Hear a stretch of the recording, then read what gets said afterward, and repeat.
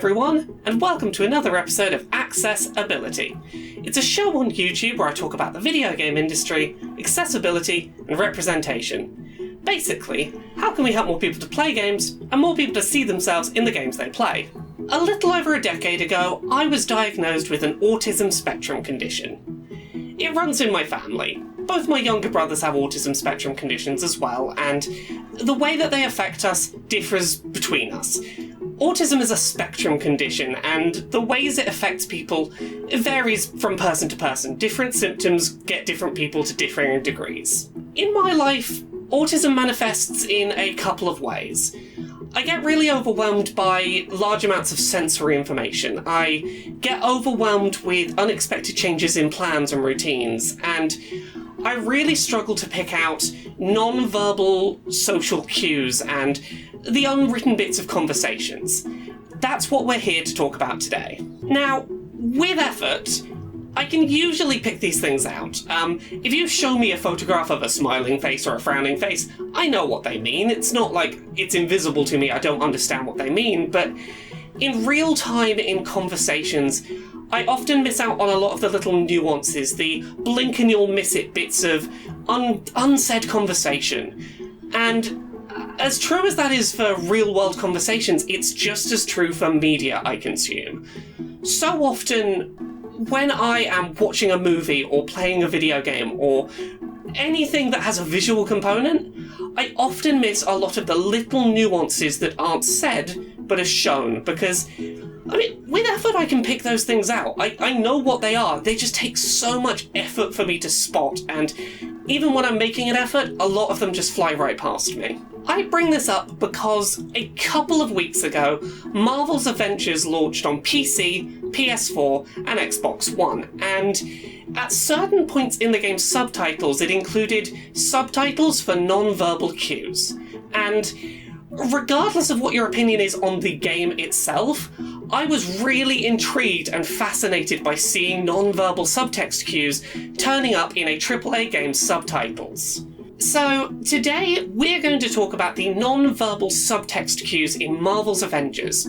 We're going to talk about what they got right, what they probably could have improved, and why there was some pushback from some players on the autism spectrum who didn't enjoy their inclusion. The first time I noticed that Marvel's Avengers was including non-verbal subtext in its subtitles was a couple of hours into the game's story mode. I'm going to be talking very mild plot details from here on out, so you have been warned. Kamala Khan, aka Ms. Marvel, was taking a short road trip with Bruce Banner through the desert. It's a pretty short scene, but it's largely wordless, and most of its story is told through non-verbal interactions. Kamala is restless and bored as the pair drive through the desert. She finishes her large, sugary drink and slurps at the end of the ice, causing Bruce to look at her with a quick glance of frustration. Kamala turns on the radio and enjoys a pop song, before Bruce quickly turns it off. Kamala slurps her drink again, this time directly aimed at Bruce, in an attempt to annoy him in retaliation for him turning off her music. Bruce closes his eyes for slightly longer than a standard blink, again to express frustration at his predicament. It's a very short scene, and ultimately not terribly important in the grand scheme of the game's narrative, but it does set up for later in the narrative the fact that Bruce is frustrated with looking after Kamala, and he's looking to offload her on someone as soon as he gets a chance. The scene in question lays out several of these non-verbal cues in its subtitles, and I really appreciated having that information there. The fact that Kamala was deliberately slurping at Bruce flew right past me, and I never would have picked up on the fact that Bruce's blink length was of narrative importance. It's these little details that I sometimes don't pick up on,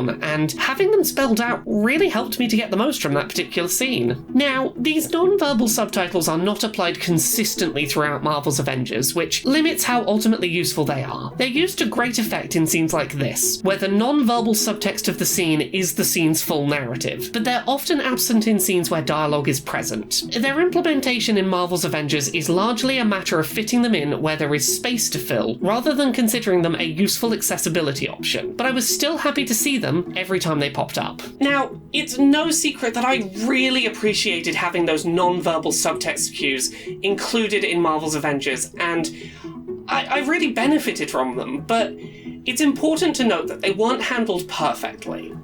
There was a lot of pushback from certain groups who really didn't enjoy their inclusion in the game, and I think it's important that we note that they definitely were not for everyone, and there were things that could have been changed to make them work better for a larger variety of people. Firstly, and I think this was a big part of the pushback seen to the game's non-verbal cue subtitles, they were bundled into the game's default subtitle option, with no way to separate them out. If you're a player who is hard of hearing, but not autistic, you may want subtitles on to keep up with dialogue, but not need to be told what a character is thinking. If you put on subtitles, you're getting these non-verbal cue subtitles too, and while that's great for players like myself, who really benefit from both dialogue and non-verbal scene cues, I get why their inclusion confused some players. Most players don't need to be told that a long blink is a sign of frustration, and feel a bit weird having it pointed out to them. This could have potentially been solved by having a couple of different subtitles options, as many games already do. Strictly dialogue subtitles, dialogue plus sound effect descriptions, or dialogue, sound effects, and non-verbal subtext descriptions, for example, would allow players to tailor which information they want presented while playing. Secondly, there was pushback from some autistic players who were able to pick up on non-verbal cues presented by the game without the need for subtitle explanations, and found their presence in the game a little patronising. To those players, all I can say is, I'm really glad you were able to pick up on those nuances without being prompted. I wasn't. Autism is a spectrum, and we all need help in different areas. Not every autistic person will benefit from these little non-verbal explainers, but some of us, like myself, do. Lastly, and I sort of touched on this earlier, some degree of consistency would have made these subtitles a lot more useful. I have to assume this was included as a deliberate attempt to make the game more accessible, but it's used incredibly sparingly. You could have subtitle lines optionally start with bracketed words, explaining that a line is being delivered sarcastically or in resigned defeat, for example. You could explain the emotion driving someone to pace back and forth across a room. There are so many moments where a couple of words would really help to make a scene more accessible for players like myself. Autism is a spectrum condition, and no set of accessibility features is ever going to help 100% every person on the autism spectrum. It's the difficulty you have with a spectrum condition. So I would never want to see subtitles like this labelled as autism subtitles, but I really appreciated having them there in Marvel's Avengers, and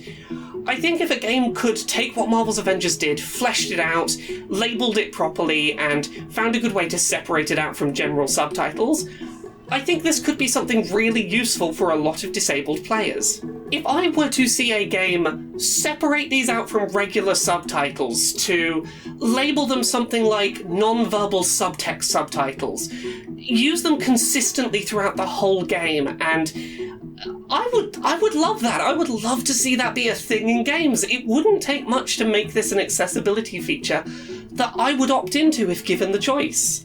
So often, when we think about supporting people with autism and their consumption of media, we look at that support through a really limited range of the things we've done before.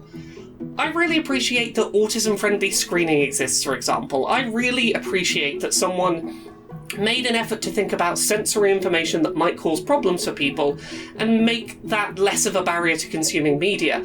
But this is the first time I can think of where I've seen a piece of media help other aspects of me as an autistic person that have gone out of their way to say, you struggle with the text of the media you're consuming, let's put some of that on the table. And that was a wonderful feeling, to feel included, to have just a little extra help to not miss those nuances of what are happening in conversations. And I would love to see this be something that in future developers think about, because it was really wonderful, if briefly, to get to experience it in Marvel's Avengers.